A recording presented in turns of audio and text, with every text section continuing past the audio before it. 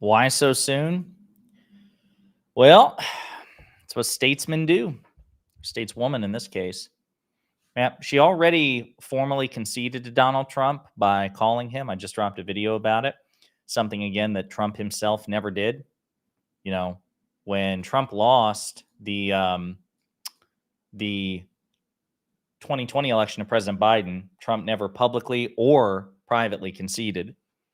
Vice President Harris did it already. And now she's going to give a formal speech about it. The one that I'm investigating, the state crimes against Trump, should use all the evidence to throw him in prison where he belongs. I mean, listen, at the end of the day, there's no way. I mean, I guess on paper you could. So let's back this up. The Office of Legal Counsel, which is basically the Department of Justice's official lawyers, they, for 50 years, have had a policy that says you cannot indict, you can't prosecute a sitting president. He's not a sitting president yet, but he will be on January 20th, so in about 3 months.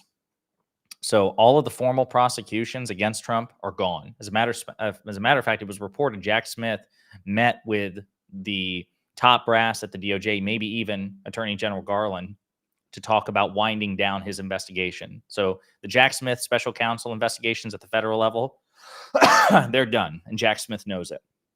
Those are gone.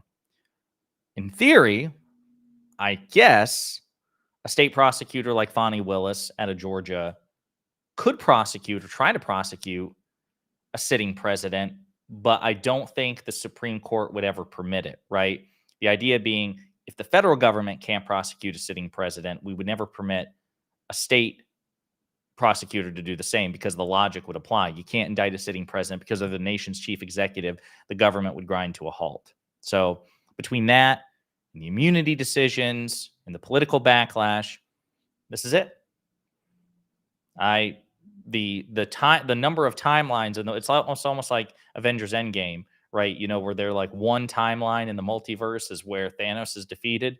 It's kind of the same thing. I don't see any real timeline in which Donald Trump will ever face accountability for what he did in his first term, even if he does nothing wrong in his second term. And I should say that too. Again, I would encourage you guys. I dropped 2 videos today already, and the first one was my raw reaction to our defeat.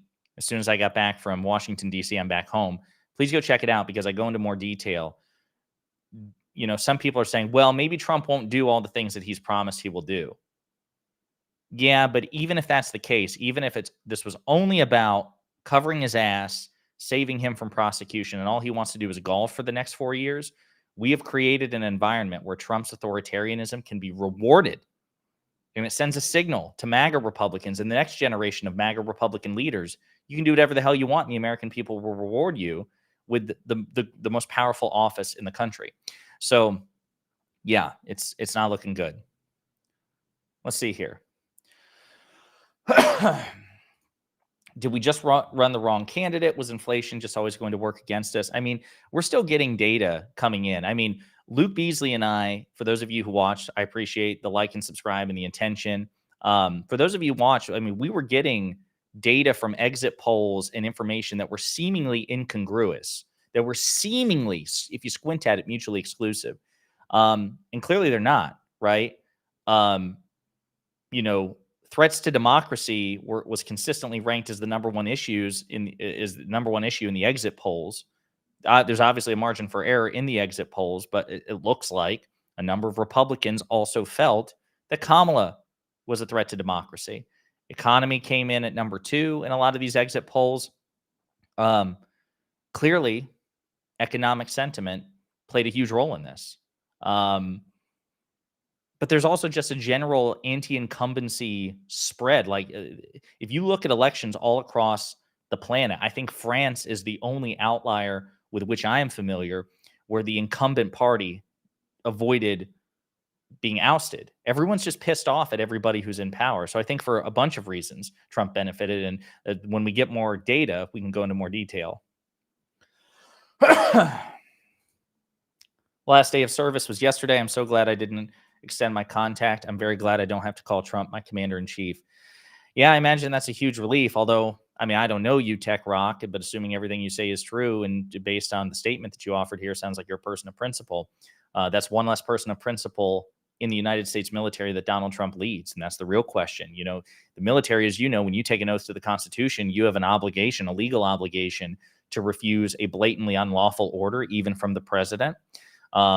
This is where things get gray. What happens if people who are left in the military are Trump sycophants who will, you know, follow his blatantly unlawful orders should he give them? This is a hard lesson for us Democrats. It is. It is. I mean, listen, I want to be clear about this. I'm just gonna hold this up that way you guys know that, you know, as soon as she comes out to speak, we'll change the we'll change the topic. This is a hard lesson for us. Donald Trump, we said that Donald Trump was the beneficiary of political affirmative action, right? He won the 2016 election because of the Electoral College. He lost the popular vote by 3 million votes. He lost both the popular vote and the Electoral College vote to President Biden in 2020. He's won both the Electoral College and the popular vote in 2024. There's a lot wrong with the Republican Party that we still need to keep an eye on and confront. But there's clearly something going on in our party, too, that we really need to forensically examine. Sad day for America. Totally agree. In your opinion, what's the biggest reason we lost? I think there's just, again, I think the single biggest reason is an anti-incumbency bias that is widespread. It's not just unique to the United States. It's everywhere. I think it's a multivariate issue. It's not just the one, but I think people are just reflexively pissed off at whoever happens to be in power. And I think which exacerbated that is our short-term memory. Donald Trump he has main character energy, man. He just benefits from plot armor. For those of you who follow fiction, right? The main character always dodging the proverbial laser beam, and stuff like that. They always get super lucky. That's Trump. The American people has convinced themselves that the Trump presidency in retrospect was amazing, but they're only thinking about the first 3 years of the Trump presidency. The American people don't hold 2020 against Trump. I think they think that Biden was president in 2020, even though that's not the case. In 2020, by the way, economically and in terms of everything else, 2020 was a worse year objectively than any year of the Biden administration. And Trump was president in 2020, but we've forgotten about it. Democrats have had poor message, and assumed that minorities would vote blue. I'm sure that we took minorities for granted. I mean, Trump clearly expanded his share among Latino voters in particular. I have to look back at the data. I think in certain key areas, he also expanded his share among other minorities as well. America is no longer the country I thought it was. Listen, I mean, I think true patriotism involves, you should love your country enough to be critical of it and be honest about it. It's like, conservatives say, if you're a real patriot, you got to treat your country like your spouse and never criticize it. If you relentlessly criticize your spouse or your partner, you don't love it. And I agree. It's bad relationship advice to just relentlessly criticize your significant other. But America's not your spouse, it's your home. And so a house is a better metaphor. And you can love your house and want your house to be better. But if your house has issues, if there are holes in the wall and the roof and there's an unstable foundation, you need to be honest, call it for what it is, and work diligently to address it. So I don't think you have to hate America, but you have to recognize that America is the sort of country that will elect, under the right circumstances, a blatant authoritarian. Donald Trump is not a mastermind. Donald Trump is not an actor. Donald Trump has for 8 years told the American people exactly who he is. And we also have the benefit of multiple election cycles with this man. And we elected him anyway. People voted for him. He had a majority of voters. According to the initial data that I've seen, 15 million fewer people in the Democratic coalition voted for Vice President Harris compared to President Biden. He won by 81 million votes. I think she has 66 million. So it's a 15 million voter delta. That's also a choice. It's not just people who voted for Trump. The other indictment is of people who chose not to vote for Harris, either because they voted third party or clearly they just sat home, right? We have to be honest about that.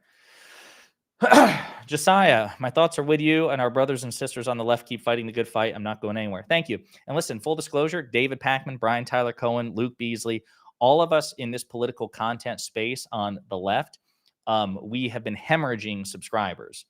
Like my subscriber count, I think, is like down by probably 5,000. And listen, that's okay. You're not obligated to stay. If you're exhausted, if you're done with politics and you just want to dip, so be it. I get it. I'll just say a couple of things. Number one, I'll be here when you decide to come back, if you decide to come back, because I still intend to do political commentary. Although the form, again, I say this in the first video I dropped today, the format is going to change, I expect, now that we're out of the horse race. But I still plan on doing this. And number two, I will also say, again, not to guilt anybody into staying, I'm just pointing this out. And I think David Pakman made a really good point. We're already at a disadvantage in terms of political commentary with respect to views and funding, right? I mean, you have like Pakman and Brian Tyler Cohen and the Young Turks and the Majority Report, Sam Cedar. I mean, millions and millions and millions of subscribers between them. But the right has more. Tim Pool, Stephen Crowder, the Daily Wire, and then the constituent Daily Wire creators.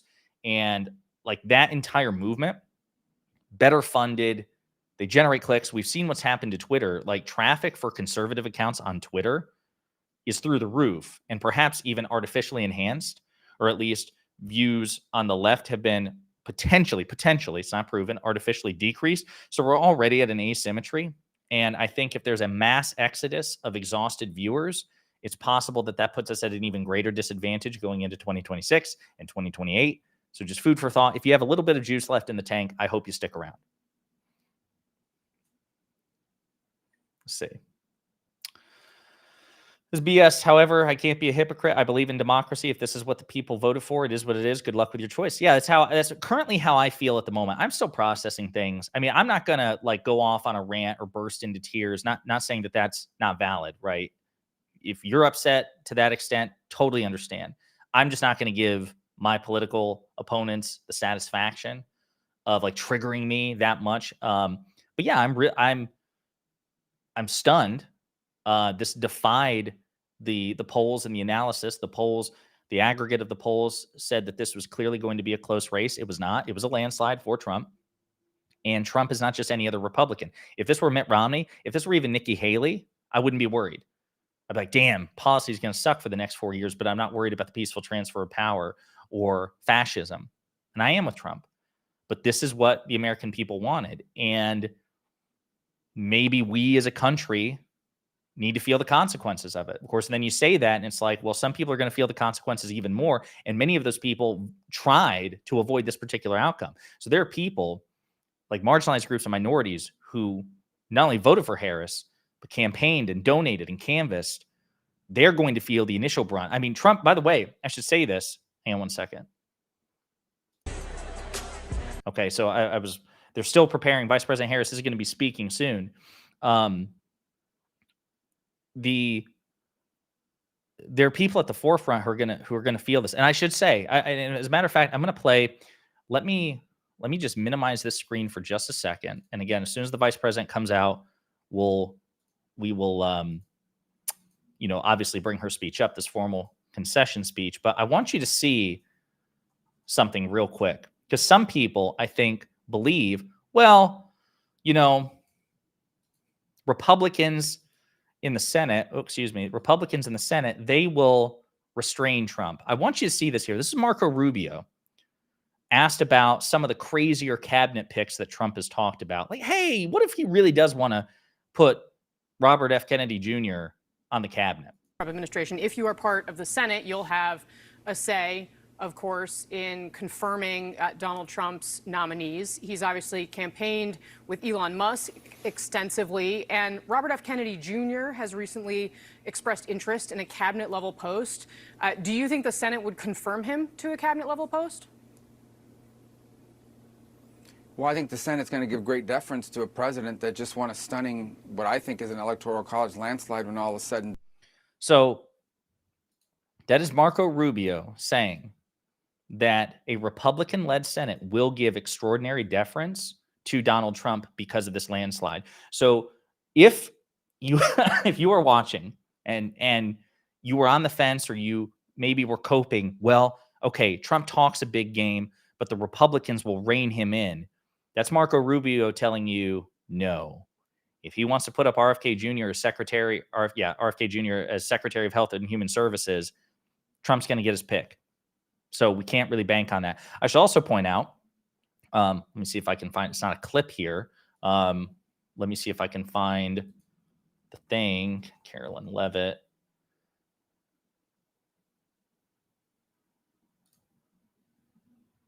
Okay, actually, there is a clip. All right, there's a clip. Here we go. Listen to this. This is Donald Trump's press secretary, Carolyn Levitt, earlier today. This is a new comment earlier today. Listen to what she has to say. American people delivered a resounding victory for President Trump, and it gives him a mandate to govern as he campaigned, to deliver on the promises that he made, which include on day one launching the largest mass deportation operation of illegal immigrants that Kamala Harris has allowed into this country. It includes drill, baby, drill, and expediting permits. So, again, to be clear, that is Carolyn Levitt saying on day one, it's not rhetoric. She says the mandate that Trump got from this victory, this landslide victory, this blowout, means that Trump will, on day one, actually follow through with those mass deportation plans or attempt to do so. Current signs indicate not just bluster. So, yeah, not great. Let me pull this back up here. So again, we are waiting. We are waiting on Vice President Kamala Harris. Let's see. Looks like Slotkin is going to win the Senate in Michigan. Senators in several states outpacing presidential ticket. Yeah, and Tammy Baldwin, a Democrat in Wisconsin, has narrowly defeated Eric Hovde, so that's good too. But again, Republicans have a majority in the Senate. Please stay strong. I appreciate it. We're hanging in there. Everybody should try to do the same. Although, again, I totally understand you need to, some space to like breathe. I get it. Republicans are now bragging that Project 2025 was their plan all along. Yeah, multiple Republican influencers have come out and said, yeah, it's probably a good time to say that Project 2025 is actually our agenda. Yeah, I mean, the Kevin Roberts, the president of the Heritage Foundation, which was the main think tank behind Project 2025, he's been saying for months, yeah, Trump is distancing himself from Project 2025 purely for political expedience because he knew it was baggage, that it was dead weight politically. But it's always part of the plan.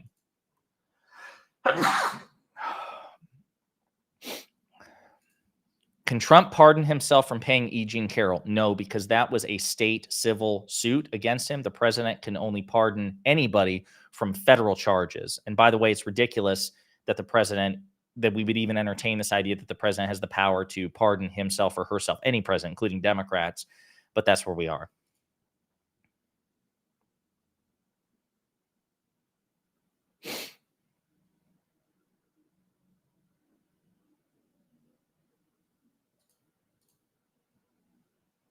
Watching this live last night was kind of like the Thanos snap since you mentioned Marvel. Yeah, it was pretty dark.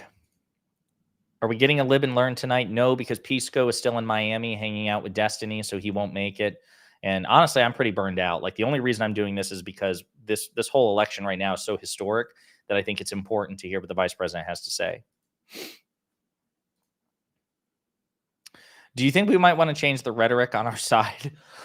Name calling has really fueled their base and elected Trump again. I'm not convinced that that's the case, but hey, listen, if there's compelling data which says, listen, I can be pretty ruthless with my rhetoric, like in terms of like, I don't mind like throwing the proverbial elbow and, and that sort of thing, because I do believe there's a market for it.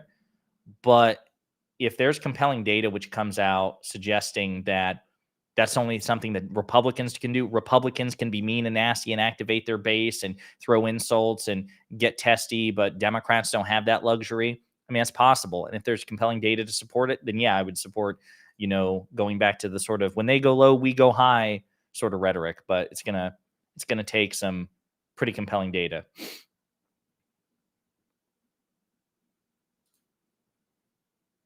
She could have just given the concession speech and that's it. No phone call to Trump and he could watch the speech like everyone else. Yeah. I'm not sure why she did what she did. Maybe it was like to try to paper over some differences and like, because apparently reportedly she was like, hey, listen, it's important to be a president for all Americans, national unity. Maybe it's a good faith, last ditch effort to really get him to not be an unhinged narcissist and authoritarian.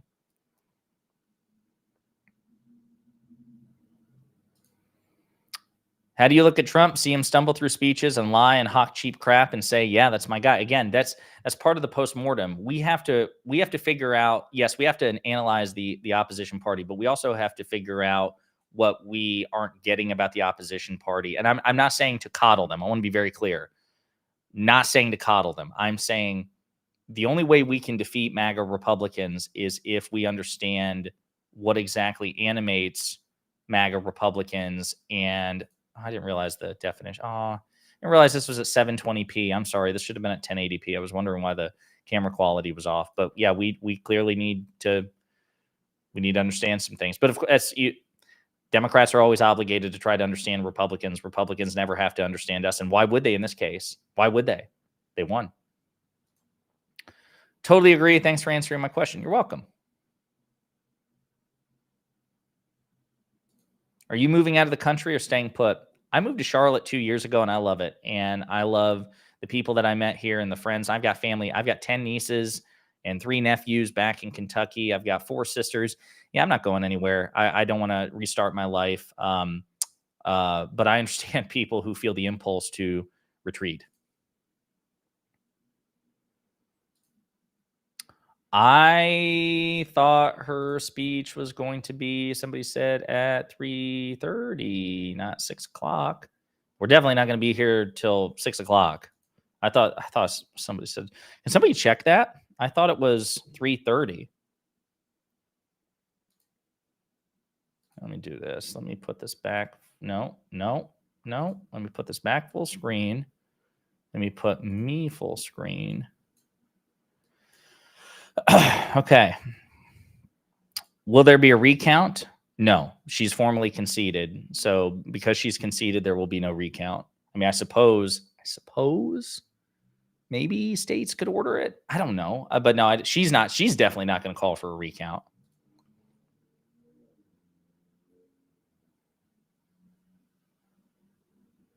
New here, Josiah. Thanks. Hey, appreciate it. Please be sure to like and subscribe. Been subbed to you and Luke for a few months now. No plans to unsubscribe. Hey, I appreciate that. Yeah, appreciate all the comments. I'm not going to go through them all, but thank you to those again who are, saying they'll stick around. I see the comments and I really appreciate you saying that. Wow, I thought we'd have a few thousand people here on live. Where are they? Sober yet drinking? Were you sober yet from drinking away the pain? No. The thing is, like, I don't want to pat myself in the back, but my channel does pretty well, but not with live viewers. Like, there's a pretty like asymmetry in the viewership. So I can pull anywhere from we'll see what happens after the election. Anywhere from 10 to 20 million views a month, but my live streams tend not to do well. I think it's a different type of audience. I just don't do it regularly enough. It's just hurtful to know Americans don't care enough about the health and safety of women. Trump literally has people in his administration who believe women shouldn't have the right to vote. And again, that's going to have to be part of the conversation, the analysis, which is, I mean, here's the thing. E. Gonzalez, a lot of women, demonstrably, based on the votes, don't care about it either. White women, the Harris campaign apparently believed, and I believed, that women of all backgrounds and all races and ethnicities, if they were United States citizens, would be overwhelmingly supporting Vice President Harris. But white women still turned out for Donald Trump.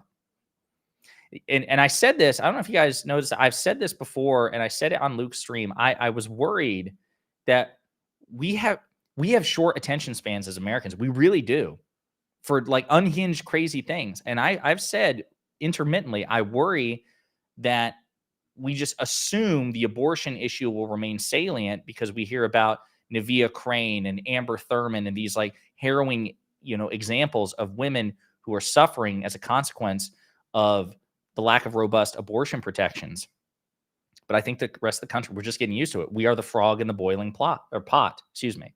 And so, like, for example, I was stunned when Yes, a majority supported the constitutional right to an amendment in Florida. It was like 57%.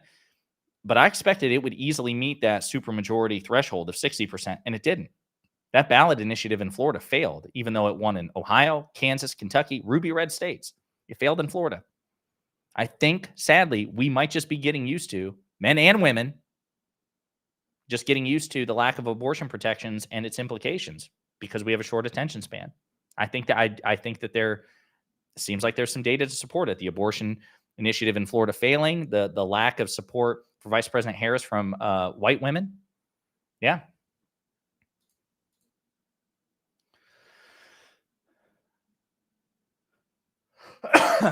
My family's feeling down, not going to give up on the country I love. We'll learn and adapt to get them in the midterms. Yeah, hopefully. Are you going to stay put in the country? Yeah, I'm going to stay put in the country. You guys got to understand, like, I'm in a position of privilege. I'm white. I'm straight. I make decent money. Like, I mean, like, I'm where I've got skin in the game comes from friends and family. Again, 10 nieces, 4 sisters, but quite frankly, many of them, especially my sisters, are conservative. So like the rights that they might be infringed, or the rights that might be taken from them or infringed, are rights that they might not particularly value in the first place. Like, I can't imagine any of my sisters getting an abortion. Not that there's anything wrong with that, but just because of their political and religious beliefs, I don't think they'd ever avail themselves of that right to begin with. That's one less right for them and for my nieces as they grow up. That's where I've got skin in the game. I've got a girlfriend who's an immigrant. Serious skin in the game there. That makes me nervous. That makes me uncomfortable. But I mean, like, me directly, my person, I mean, I suppose the Trump jackboots, if it goes like worst case scenario, would be like, who the hell is this Pondering Politics guy? And I'm like, I don't know. Sounds like Pisco.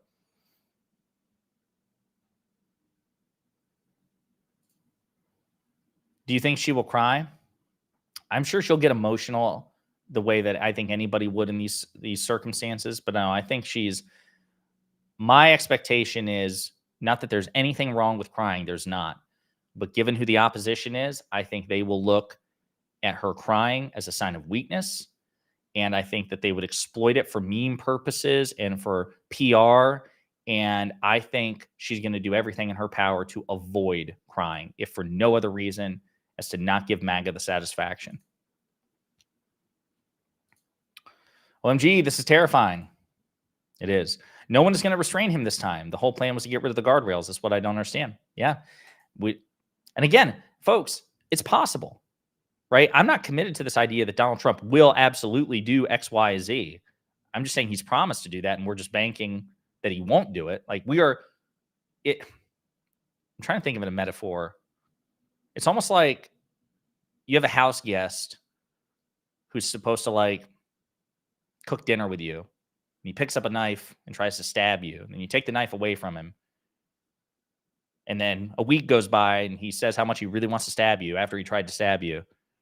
And then a week goes by and you invite him back into your house and you hand him the knife again. And you just hope, well, maybe he won't stab me this time, or try to. Like, it's just, we are banking on the restraint of Donald Trump and MAGA Republicans. And I just think that's a really risky proposition. Sweeping the 7 swing states, which he's very likely to do, that is a landslide. And he beat her, at least by now, by like some 5 million votes. Yeah, I would call that a landslide. Given how close the election was supposed to be.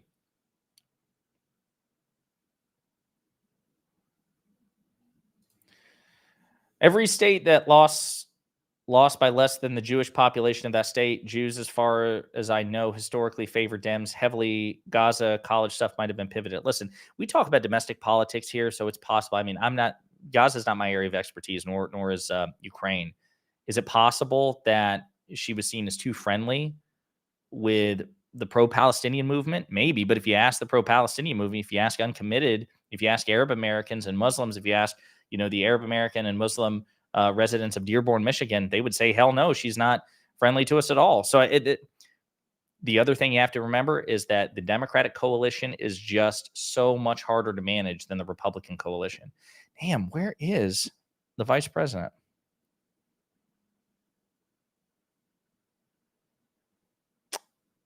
What time? Harris. I'm going to Google. Hang on. Harris concession speech.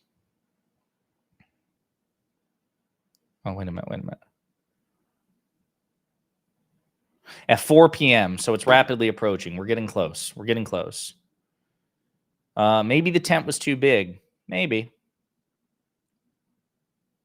Any change in approach to interacting with MAGA? Probably not. No, again, I mean, like, they're going to gloat. They started to gloat, but like, I've got thick skin and I tend not to give people the satisfaction. If I know you're trying to trigger me, I'm just going to probably do the exact opposite. Right. No, I mean, nothing about the only thing that's changed is they now have a point, which is Trump has a mandate behind him. That was not the case until yesterday. Or that was not demonstrably the case until yesterday. And so, yeah, we're going to have to deal with that.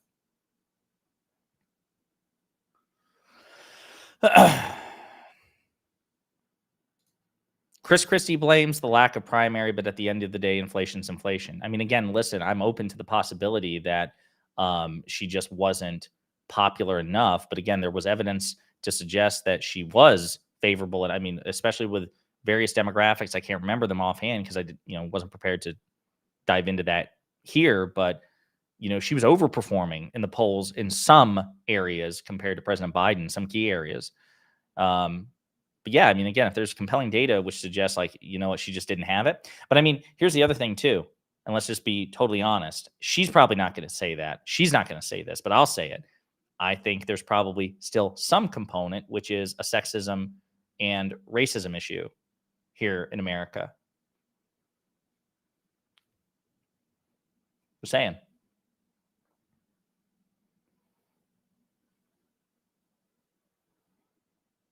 Appreciate it. Sorry, I'm trying to get through as many of the comments as possible, but you know me, I'm a talker, so I try to go in depth in all these comments and staggering behind.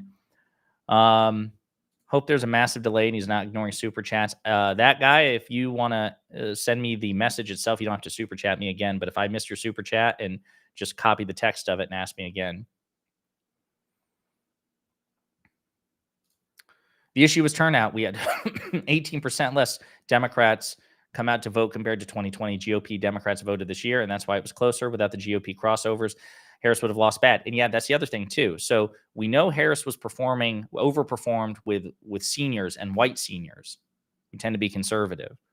So there seems to be some evidence to suggest that some of the Republican outreach was working. However, there's also evidence to the contrary because Trump was overperforming in red rural areas, right? I thought the whole point was, oh, there's Nancy Pelosi. Speaker Pelosi is right there. Speaker Emerita. There's also evidence to suggest that strategy didn't work. That's why I'm saying I want more data and information to come in, because you can read the tea leaves and find whatever it is you're looking for. Yeah, but there's no doubt there was less voter turnout. 15 million fewer people voted for the Democratic coalition than they did in 2020. They just didn't show up.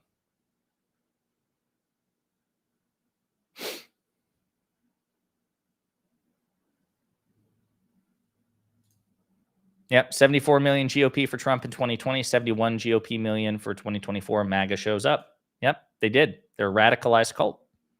Not all of them, but a huge nexus of them.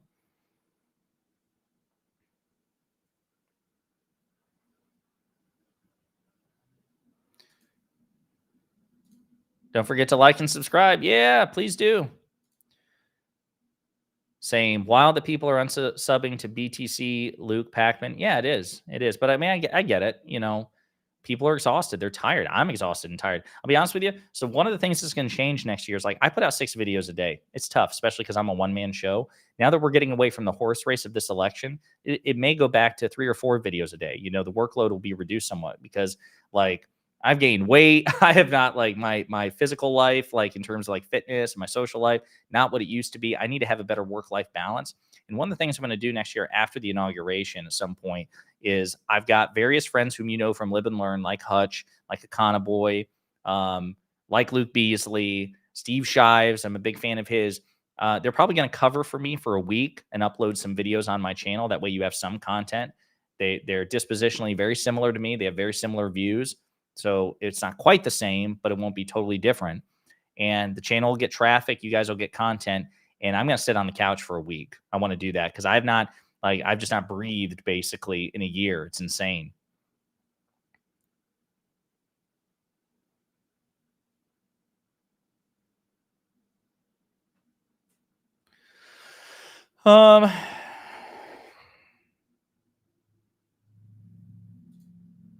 Christian, I unsubscribed from this and all other political channels earlier today. I follow both right wing and left wing to get the full picture, but I can't do this anymore. I need to take care of my child. Totally understand. Not going to shame you at all. If you got to take care of you first and foremost. Again, the only thing I'll say to people who are thinking about unsubscribing is we're already at a disadvantage in the media ecosystem, including in the alternative media ecosystem. So I hope you eventually come back because we need to rally. And that's the other thing too. People are like, okay, what do you think one of the reasons is? I also think the media played a huge role in this. Legacy media, mainstream media, alternative media, and we on the left, those of us who are more left-leaning on the left-right divide, we got to boot and rally, collaborate with each other, hype each other up. We have to create a bulwark, pun intended, against right-wing media because right now they have just a huge advantage, and it's paid dividends.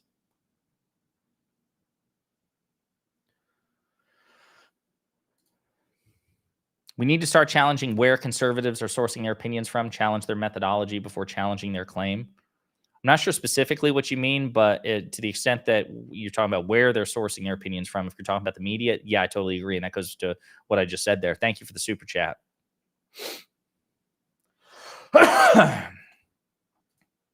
They're already blaming white women and Black and Latino men. Classic. I don't know. Again, I don't know what you mean by blame. There's data to suggest, strong data suggests that Donald Trump increased his voter share among Latinos, and that he maintained among white women. I don't know how Black Americans, I can't remember how he performed in the aggregate. There was some evidence I know suggesting that he'd increased his share among Black voters. And then there was some data suggesting she was overperforming with Black voters. So again, we need to get this data. We need to let the dust settle a little bit.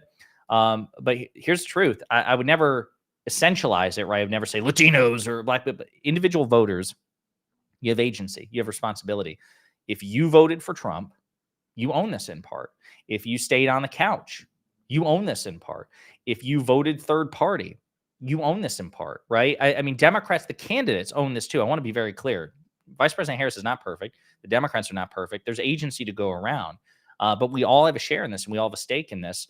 And people who voted helped create the circumstances of this election just by definition. And so people who voted for Kamala Harris helped contribute to a Kamala Harris victory, but it just never manifested. And those who voted for Trump or didn't show up to vote against Trump helped contribute to a Trump victory. And you could also say, well, the candidate contributed to a Trump victory by not doing X, Y, and Z. Totally fair. Maybe they did. That's why I think that we need to engage in introspection as a party. There's plenty of blame to go around. Somebody pointed this out. Biden needs to own it. You can easily make the argument that President Biden helped contribute to this by, number one, announcing that he was running for re-election in the first place, and number two, making the decision so belatedly to get out, right? Absolutely, I'm open to that too. This isn't a univariate issue.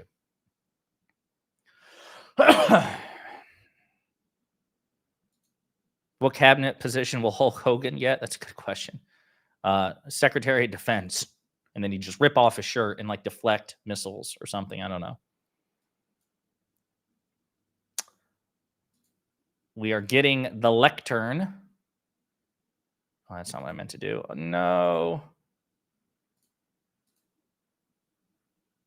Yeah, so we are getting the lectern, but she's not here yet.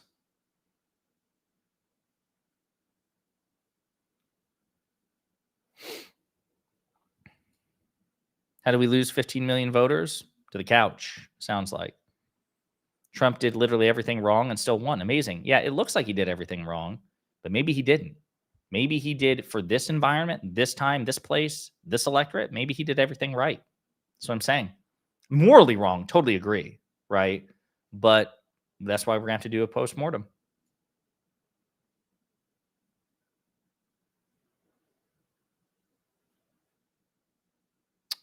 All right, I'm scrolling all the way down to try to catch up with chat. Guys, I am so sorry. Again, this is my fault. When you guys ask good questions or tee it up, I just want to rant about it for 10 minutes, and then we get so far behind in chat. Merrick Garland is to blame for sitting on his hands for 2 years. Listen, obviously, whoever Trump appoints to be attorney general is by definition going to be worse than Merrick Garland. Don't get me wrong. But there's going to be a little part of me that's going to be somewhat satisfied thinking, thank God we don't have Merrick Garland as Attorney General on January 20th, 2025. I think Garland's a smart man. I think he's a career civil servant. I think he means well, but he was not the man for this moment, and he failed, and he failed spectacularly, and he should feel enormously embarrassed by it. Like, this should haunt him emotionally for the rest of his life. He failed.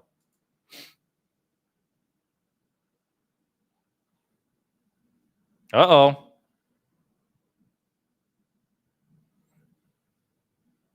I don't know why they cut to that. That might have been a TOS violation.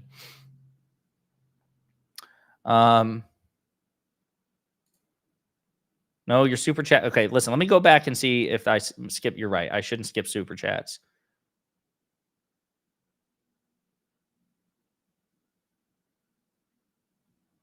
Did I see somebody say Steve Shives? Maybe I hallucinated and saw Steve. Steve, are you in here? Were you in here, Steve? Oh, Steve Shives based. Yeah, love Steve Shives. Great guy. Luke was up all night. Yeah, so we streamed the thing together, and then we went our separate ways, and then that's when the rest of the results came in, and then he dropped a video kind of giving his reaction. I was already back in my hotel room. I was not in a position to, like, I didn't have any setup or anything to give my own take. I don't see a super chat, excuse me, from you. Compared to 2020, Trump lost 3 million votes. Kamala lost 15 million votes. What does that tell us? Again, the Trumps, at the very least, it tells us that Trump's base is much more motivated.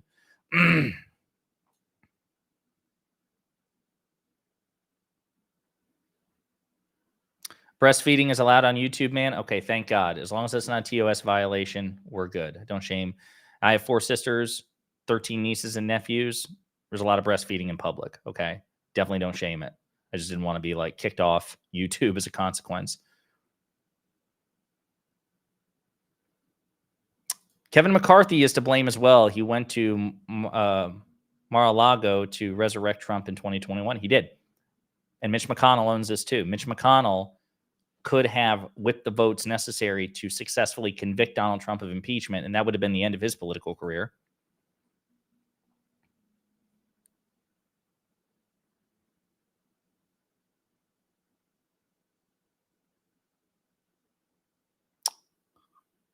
Maddie, my super chat got skipped as well. I tried to paste it a couple times. Just type it again in chat. I'll be paying attention for you and I, pun intended. Maddie and I dot. You don't have to super chat again. Just like paste it in YouTube chat.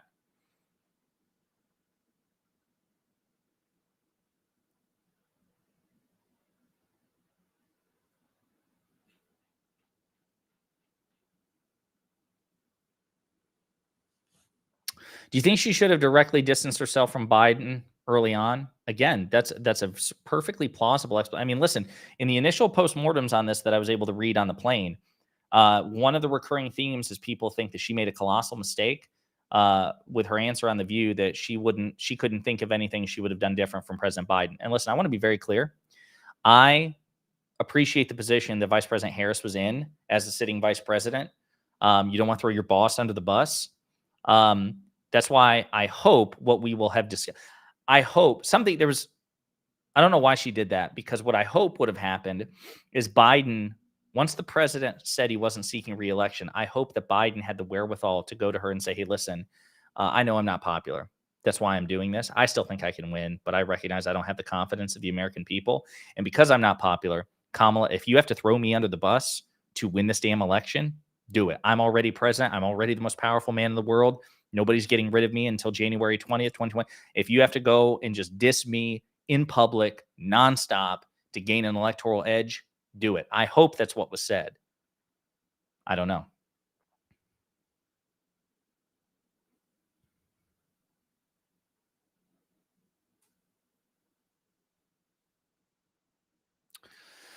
I feel super demotivated, Maddie said. I voted for the first time yesterday. I feel like my vote didn't matter. I want to give up. Being young sucks. In a nation of 340 million people, it's easy to feel that way, no doubt, especially when you're on the losing side. I will say this, Maddie, if it makes you feel any better at all, you can at least say you lost, we lost, even though you turned out to vote and I turned out to vote, because more people turned out to vote for Donald Trump. What usually happens with Trump and Republicans is it doesn't matter if more of us turn out to vote. He wins because of political affirmative action in the form of the Electoral College. At least in this case, this is the most legitimate victory that Trump could possibly have, an Electoral College win and the popular vote. This is a mandate.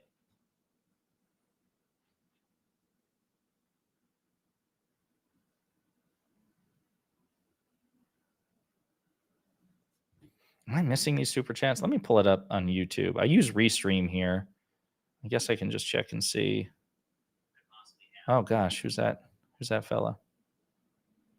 Is this Biden's fault? I feel like Russia's gradual crazy making of the country with fake news when unchallenged is punishing the ones on Russian pay. I mean, listen, we'll have time. I think President Biden is going to go down in history as one of, if not the most accomplished one-term presidents, especially when you consider the circumstances he inherited. An amazing record of accomplishment, executively and legislatively, on domestic policy.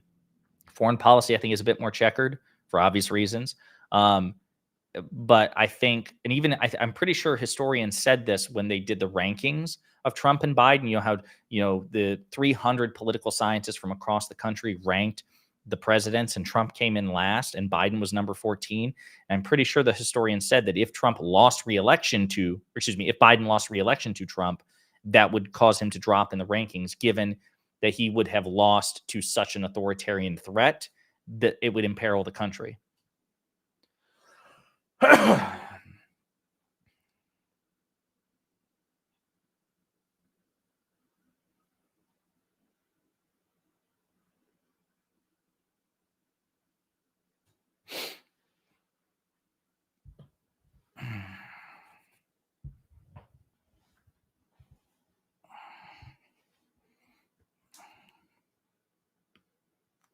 How did the bloody hell did Donnie Boy win the popular vote? Because 15 million people who voted in 2020 for the Democrats decided not to vote at all.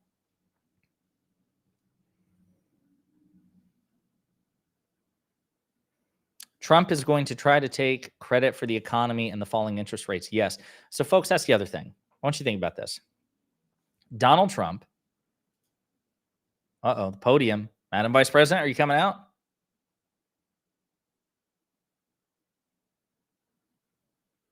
Guess not. So, you got to think about this. Think about, here's, God, it just sucks so badly. Okay, so think about this. The Inflation Reduction Act, there's a provision which says that Medicare can negotiate prescription drug prices, and 10 drugs were already selected, right? But those lower drug prices don't go into effect until 2026. Trump will be president in 2026. What is Trump going to do when those prices go down because of a piece of legislation that was passed by Democrats exclusively, no Republicans, and was signed into law by a president not named Trump? What is Trump going to do when that goes into effect? He's going to take all the credit for it. Will the media remind people diligently that it wasn't his bill? Probably not. And if they try to, will it fall on deaf ears? Yes. That's where we are. What about the roads and bridges from the Inflation Reduction Act? Same thing. So those roads and bridges are being built on Trump's watch, even though he had nothing to do with it. And it was entirely because of President Biden, Vice President Harris, Democrats, and a few Republicans willing to work bipartisanly. Trump's going to get the credit. And that might allow J.D. Vance a successful run in 2024. Or 2028. Sorry, time is difficult.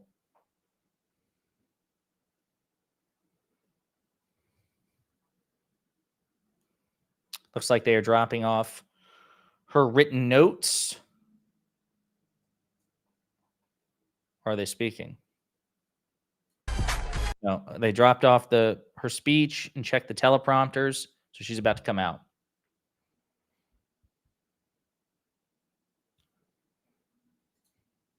How do we organize a general strike, Pondering? You need a mass social media presence, I would think, and probably support from the more activist side of Congress. Get AOC, Maxwell Frost.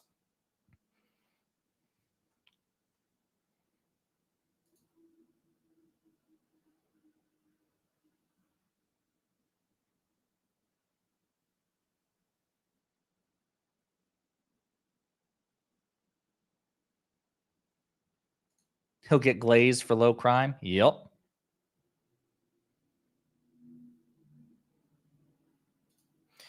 How do you feel about all the commentators out there attributing this win to Trump's popularity and not just low turnout on our side? Yeah, that there's no data to support that. All the data show that Donald Trump has never been a particularly popular candidate. The reason that he won the popular vote here is very simple, which is that 15 million people were not who voted in previous elections, right? So it's not like the voter base isn't there. We know numerically, by definition, it's there. They just chose not to vote. Trump is not popular.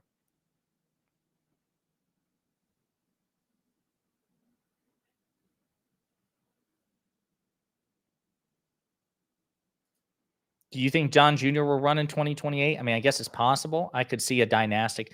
Listen, Donald Trump will continue to rule the Republican Party until he dies.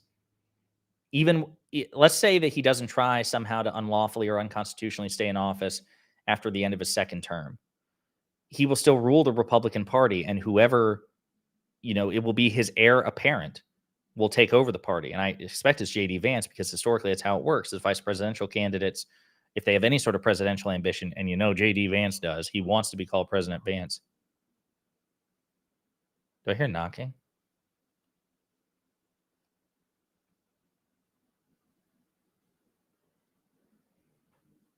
I'll be right back, folks. I think someone might be knocking at my door. Hang on.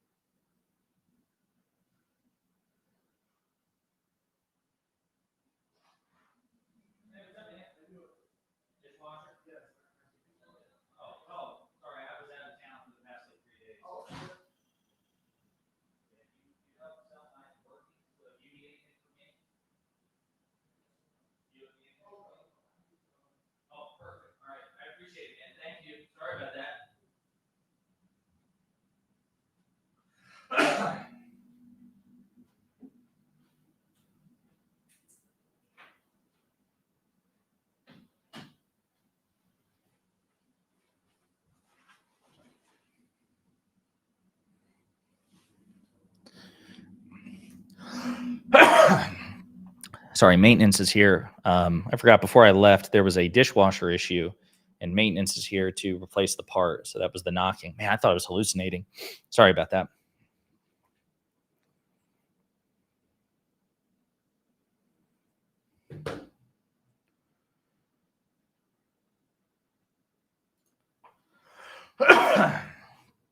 Why is it a good thing for Kamala to concede the race and even congratulate this individual whom they and their party believe is such a threat to democracy? Interested in your thoughts. Because that's what the system demands. I mean, you could make the argument that it's not morally good, right? And you could easily make that argument. But in our system of government, we accept the results of free and fair elections. And regardless of the threat posed by the particular candidate, we just kind of forfeit that legal right. We don't have the legal right to do so. Now, you make the argument that she should somehow challenge legally the results. But again, you're supposed to only bring suit against the outcome of elections if you believe that there was fraud committed, right? There's no grounds by which to sue simply because you don't like the results. And there's no data to suggest that these outcomes are fraudulent. It's just that Democrats didn't turn out to vote. So there's no predicate for a lawsuit to challenge the outcome. So the only lawful path is to concede, certify Donald Trump's victory, and pass the torch. Now, from a utilitarian perspective, you could say, well, there should be a revolution instead. Maybe. But at the end of the day, I think that the proposition is just really, really risky. And we forfeited that when we established this country. Anything to the contrary would be extremely unlawful. And it's the same thing with Republicans. Republicans have called Kamala Harris a Marxist, a communist, a threat to democracy, that she wants to turn us into the next Soviet Union. Well, by that, by the question's logic, which is fair to ask, why weren't Republicans trying to do extra legal things during this campaign to stop her? Unfortunately, we've just accepted that no matter how unsavory the candidate is, no matter how dangerous and demagogic the candidate is, if they win a free and fair election, which Trump did, this is it.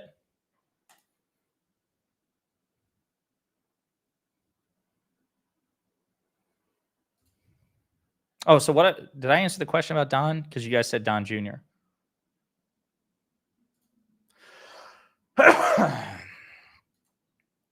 Honestly, why do you all assume there's going to be a midterm election and elections in 4 years? I mean, listen, we don't know what's going to happen.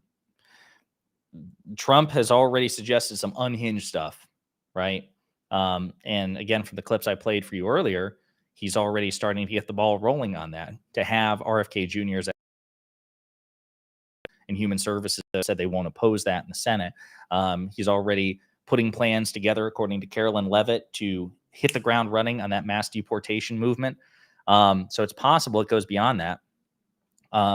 But I assume for the sake of conversation, we just have to assume that he will leave office in 2028 because constitutionally he wouldn't even be put on the ballot. But again, I mean, listen, when people ask like, oh, do you expect that he, won't stay in office after his second term expires? I don't say, no, of course he'll leave, right?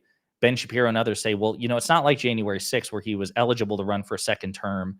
So it lent itself to a more plausible outcome that he could somehow stay in power. He can't possibly do that after 2 terms. I mean, those are just words on paper, right? And you got to remember, too, here's the other scary thing.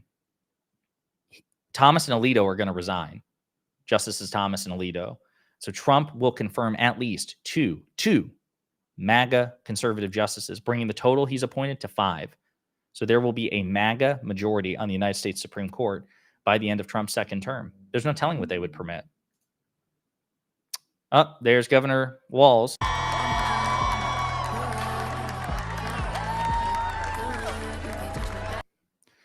Yeah, man, love Governor Walz.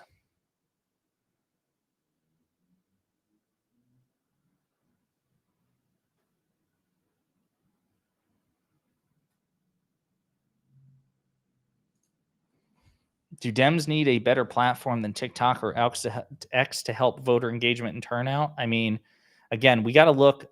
We'll see when the dust settles and we have more analysis on this about what platforms were best utilized, and they're going to do like forensic analyses of this. I just don't think we have enough information yet. What I will tell you is, since Elon Musk took over Twitter, we have seen a staggering asymmetry in terms of the impressions by conservative accounts compared to Democratic accounts. And reportedly, when President Biden made a Super Bowl tweet at the beginning of the year, Musk was pissed and demanded that his engineers artificially boost his own Super Bowl tweet so that it would surpass the president's. There she is. All right, first lady, the Vice President of the United States. Here she is.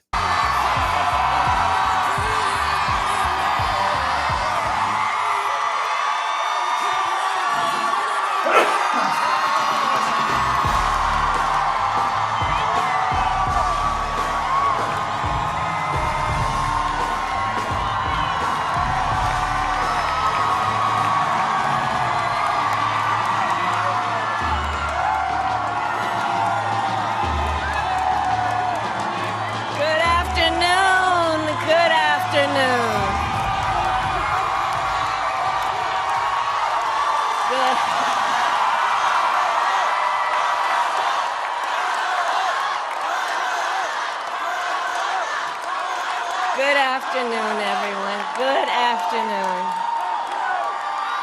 Good afternoon. Good afternoon. Thank you all. Thank you, thank you. Thank you, thank you. So let me say, and I love you back. And I love you back. So let me say, my heart is full today.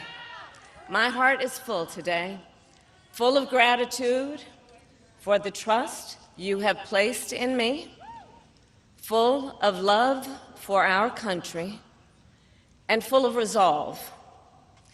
The outcome of this election is not what we wanted, not what we fought for, not what we voted for, but hear me when I say, the light of America's promise will always burn bright. As long as we never give up, and as long as we keep fighting.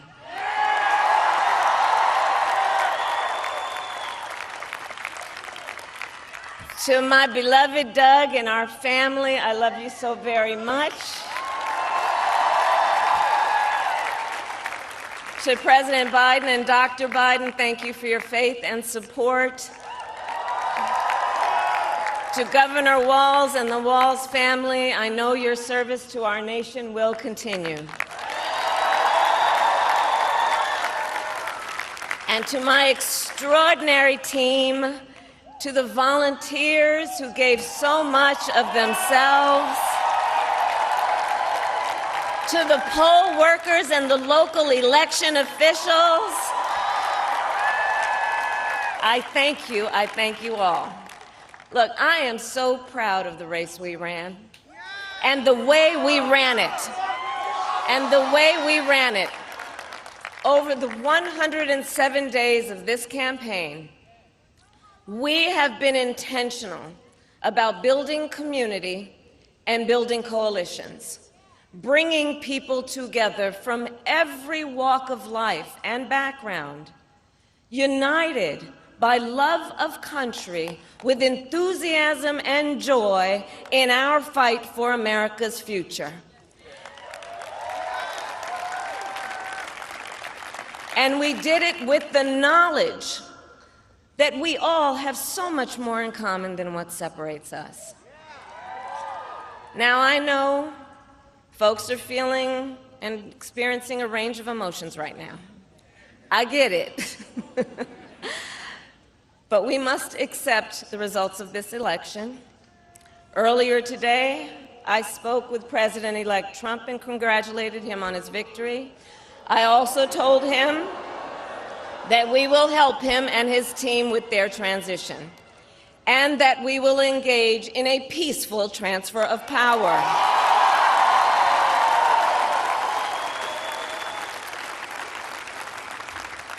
A fundamental principle of American democracy is that when we lose an election, we accept the results. That principle, as much as any other, distinguishes democracy from monarchy or tyranny. And anyone who seeks the public trust must honor it. At the same time, in our nation, we owe loyalty not to a president or a party, but to the Constitution of the United States.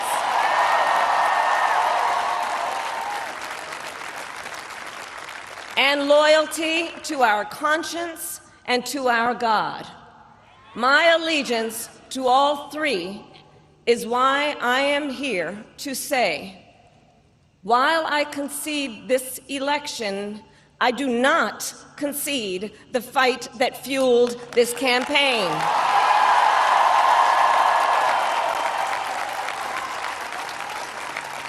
The fight for freedom, for opportunity, for fairness, and the dignity of all people. A fight for the ideals at the heart of our nation, the ideals that reflect America at our best.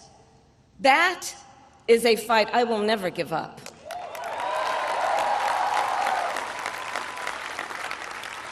I will never give up the fight for a future where Americans can pursue their dreams, ambitions, and aspirations, where the women of America have the freedom to make decisions about their own body and not have their government telling them what to do. We will never give up the fight to protect our schools and our streets from gun violence. And America, we will never give up the fight for our democracy, for the rule of law, for equal justice, and for the sacred idea that every one of us, no matter who we are or where we start out, has certain fundamental rights and freedoms that must be respected and upheld.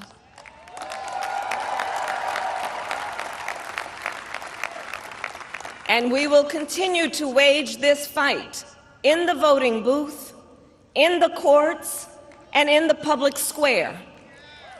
And we will also wage it in quieter ways, in how we live our lives, by treating one another with kindness and respect, by looking in the face of a stranger and seeing a neighbor, by always using our strength to lift people up, to fight for the dignity that all people deserve. The fight for our freedom will take hard work, but like I always say, we like hard work. Hard work is good work. Hard work can be joyful work. And the fight for our country is always worth it. It is always worth it.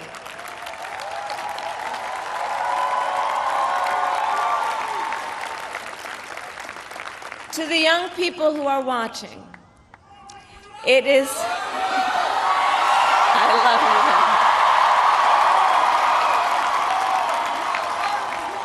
you. To the young people who are watching, it is okay to feel sad and disappointed, but please know it's going to be okay. On the campaign, I would often say, when we fight, we win. But here's the thing. Sometimes the fight takes a while. That doesn't mean we won't win. That doesn't mean we won't win. The important thing is don't ever give up. Don't ever give up. Don't ever stop trying to make the world a better place. You have power. You have power. And don't you ever listen when anyone tells you something is impossible because it has never been done before.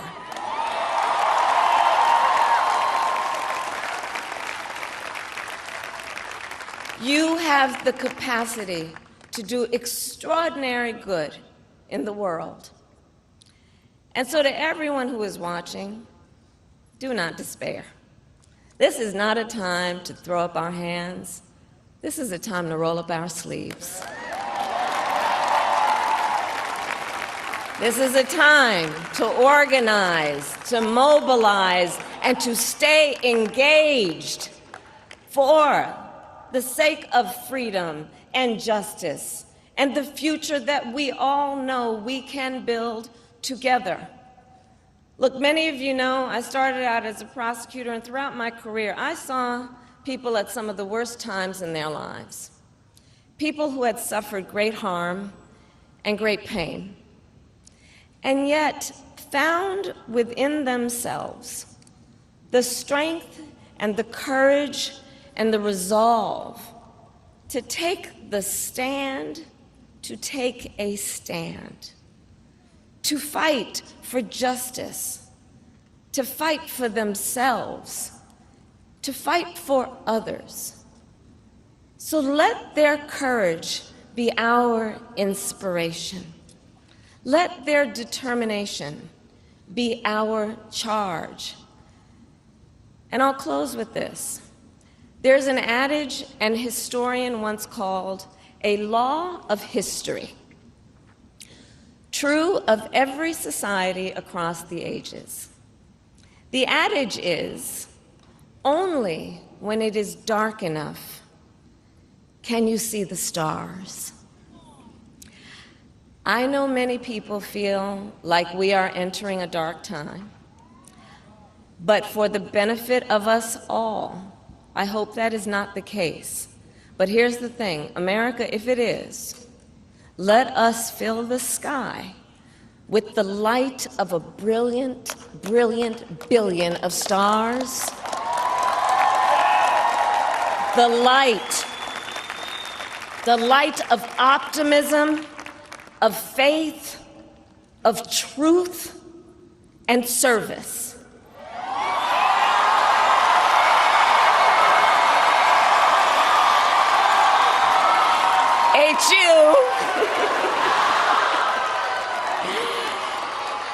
And may that work guide us, even in the face of setbacks, toward the extraordinary promise of the United States of America. I thank you all. May God bless you, and may God bless the United States of America. I thank you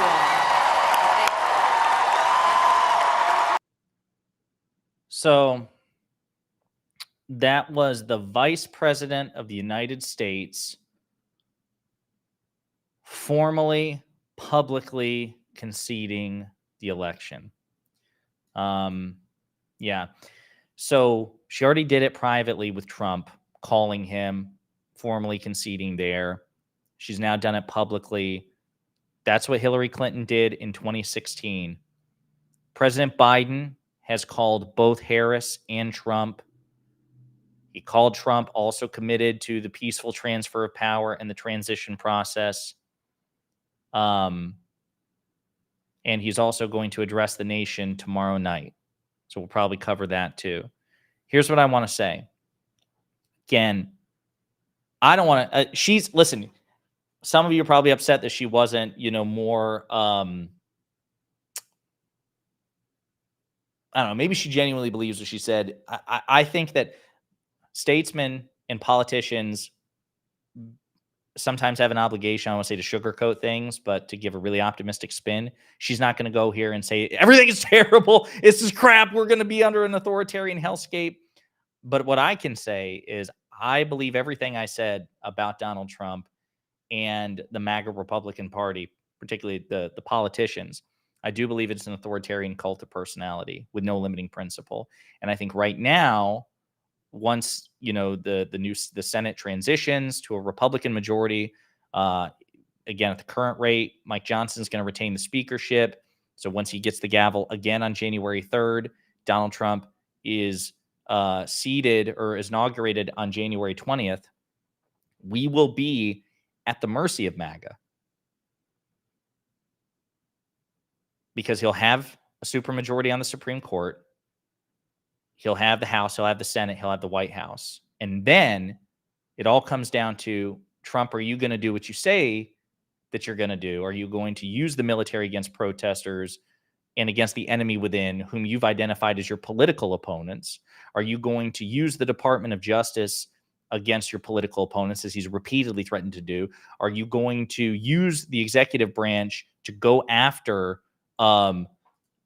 media networks that you don't like? Are you going to do all these things?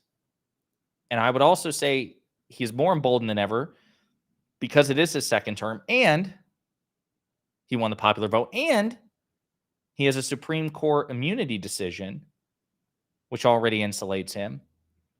So there are no guardrails, or considerably fewer guardrails. And the people he's going to staff his administration with are reportedly, again, loyalists. We played the clip where Marco Rubio is like, yeah, whoever he wants to nominate is who he's going to get.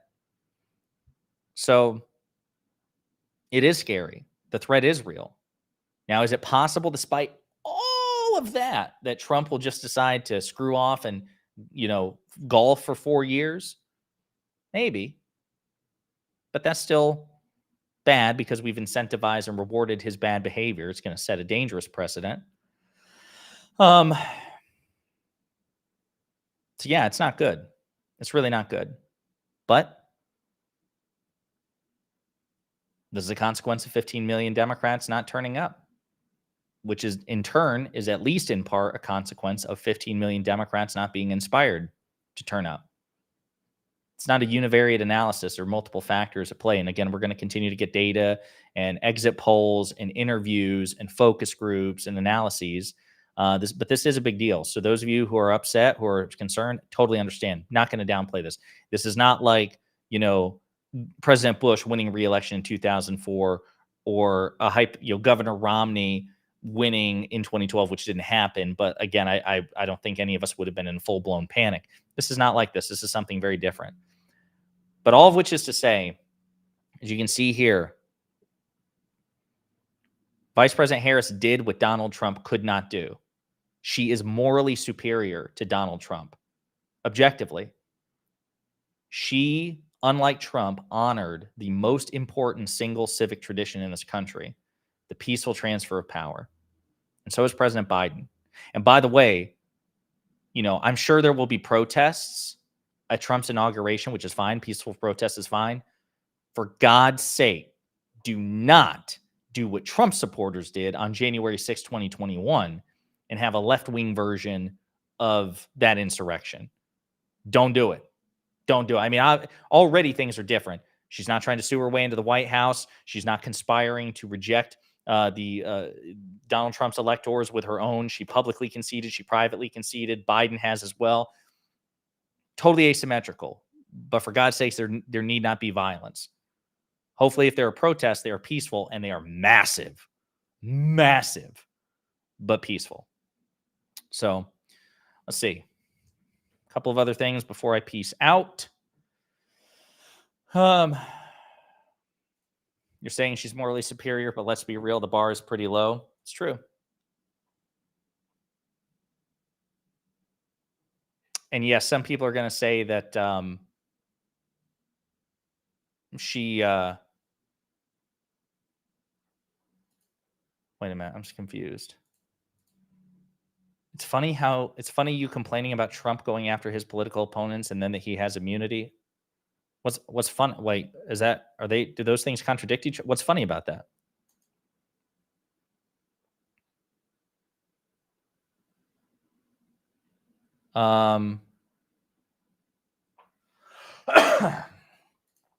Wait, Republicans kept the House? I mean, there's still dozens of races that are being called, but they're on track to keep the House, basically by the same margin they currently have, barring a miracle. Yeah, great speech by the vice president. Great speech. And I didn't expect anything else. But again, somebody pointed out in chat earlier that people are going to say this was a divisive speech. No doubt they will say this is a divisive speech. No doubt they will say, oh my God, she said she conceded the election, but she also said she's not going to concede and resign from office and disband the Democratic Party. So isn't that basically the same as not conceding? I have no doubt there are going to be some seriously bad faith interpretations of this. But so more than half of the country is MAGA? No, not at all. No. Listen, no. Donald Trump, at least as of this moment, has gotten fewer votes than he did in 2020, slightly, by about 3 million. So right now he's underperforming 2020, slightly. The Democrats are seriously underperforming 2020, 15 million, a delta of 15 million. So it's not that there's more MAGA in this country. It's that MAGA is more motivated. There is more MAGA, more motivated than any other political cohort in this country. And again, I see some people in chat saying, don't blame the voters, blame the candidate. I want to be very clear. It is the candidate's obligation to try to appeal to as many people as possible. I am not absolving the Democratic Party or Vice President Harris from this. That's why there needs to be some serious introspection.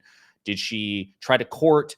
Did she swing too far to the right? Did she hug Liz Cheney too much, as I hear a lot of progressives say? Did that cost her? Did that depress turnout on the left flank? Very plausible. And maybe there's data to support it. Off the top of my head, there is some data to support it, some data to contradict it. Because she expanded her voter share with seniors and white seniors who tend to be more conservative. So that's a point in that strategy's favor. On the other hand, Donald Trump consistently overperformed in red rural areas, suggesting more Republicans turned out to vote for him, not less.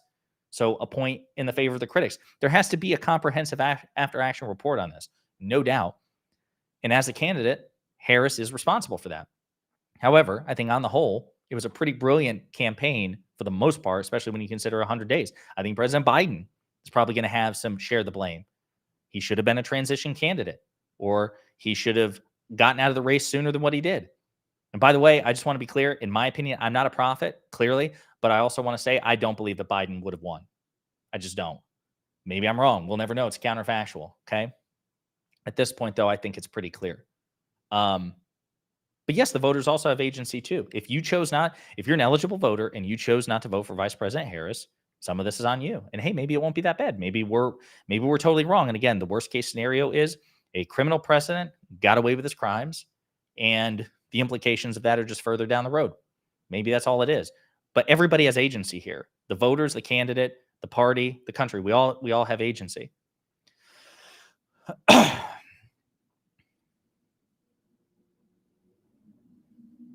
So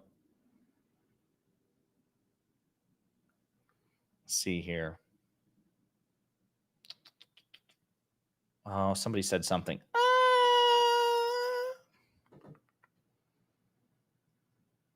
What is? Oh my God! Somebody had a really good comment. I'm blanking on it. I want to respond.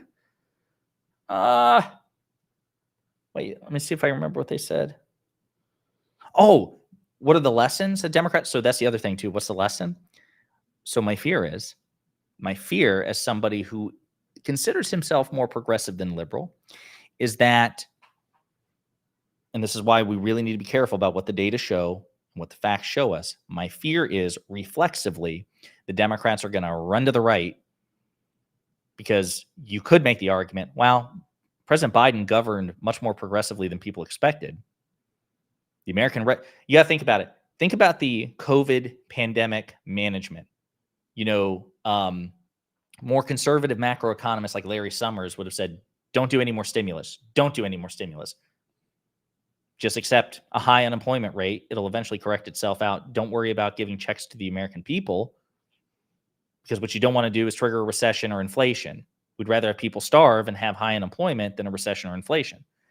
And Biden said, no, we're going to bet on people. We're going to pass the third round of COVID stimulus.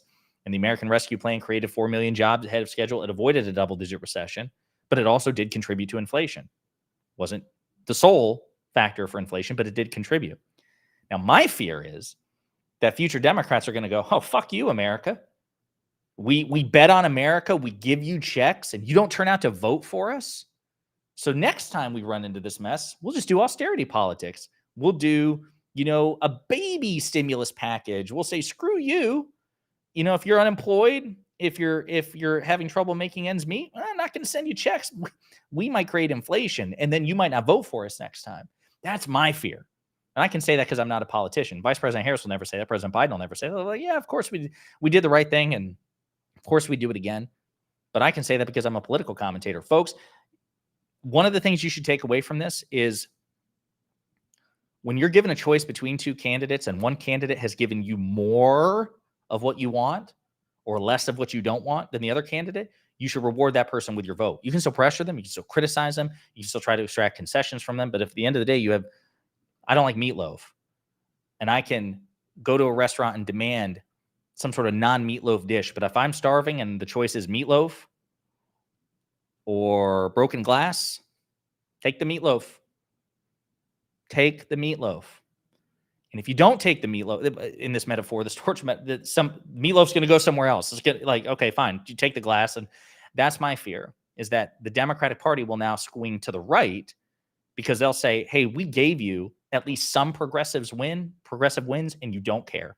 We did make Tim Walz. I wanted Tim Walz as the running mate, because he has been a progressive governor, and he has governed progressively, and he has wielded power the way I think power should be wielded in this climate. 15 million fewer people voted for. I'm just saying, some people I think out there might be thinking, we're going to teach the Democratic Party to go even more left, because when they go more left than what we thought they did, but not left enough, we're just going to swing hard to the right to punish them for not going left enough. And that'll teach them to go even more left the next time. Politicians are people. The Democratic Party, I fear, at least some of them are going to go, screw the progressives. Screw you guys. We'll go to the right. We'll try with the right. That's what they've done. That's just what they've done historically. That's my fear. So,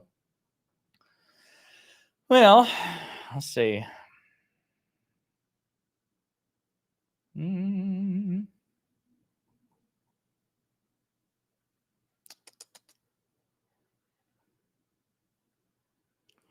Let's see.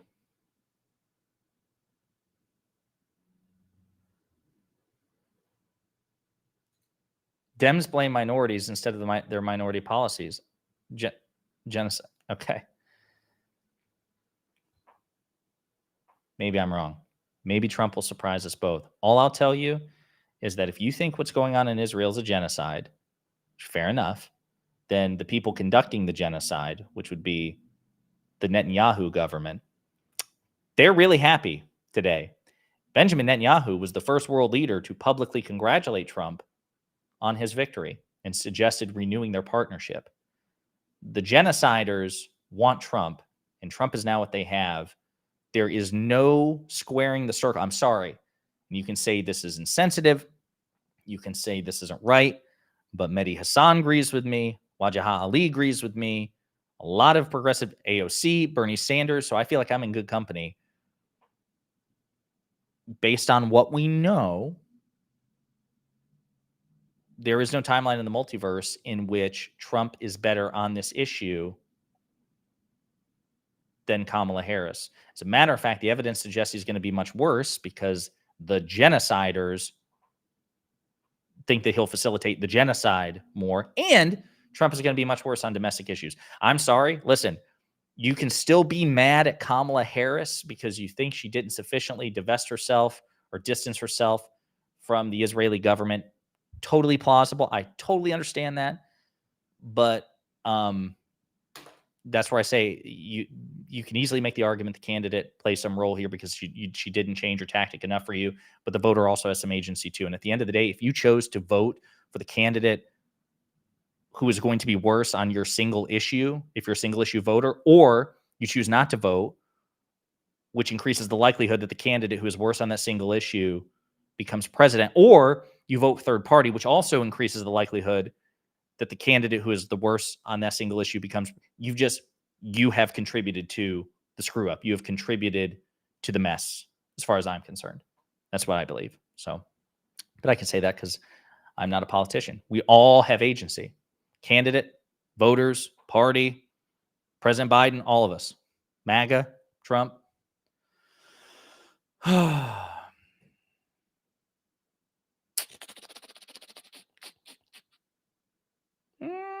Okay. Well, folks, listen. I was hoping we'd end on an optimistic note.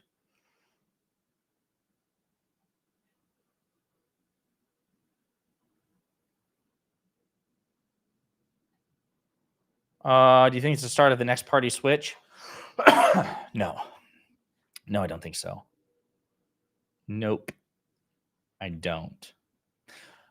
Last thing I'll say on Gaza, though, is I wonder now that Harris has lost the election and Biden's a lame duck for 3 months, I wonder if he has if now will be the point that he finally flexes on Netanyahu to the extent that anybody wants that.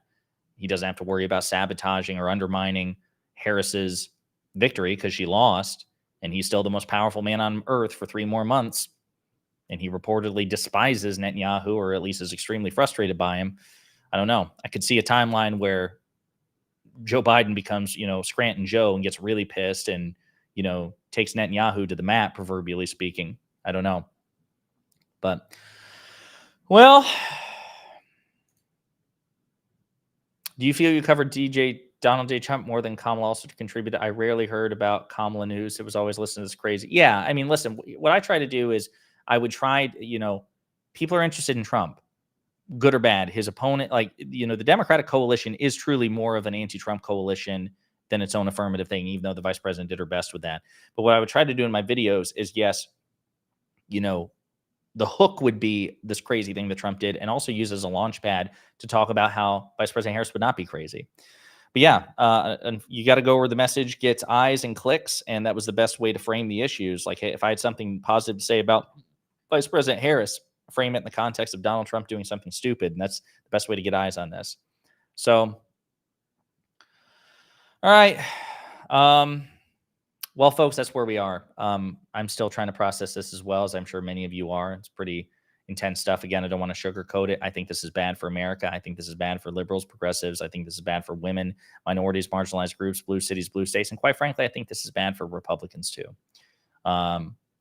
But this is the situation in which we find ourselves. So again, please like and subscribe. I understand people might want to distance themselves, take a break from politics. Totally get it. If I can't persuade you to stay, I hope you at least come back, because we need people to boost the left-wing liberal progressive media ecosystem, because unless something changes, there is an election coming in 2026. I had to do my math right, 2026. And we're already at a disadvantage in terms of the ability to project the message. And so we need you. We need eyes. We need to grow. So if you do choose to distance yourself, please come back, because you are absolutely necessary for the political crusade ahead of us. So, all right, folks, thank you very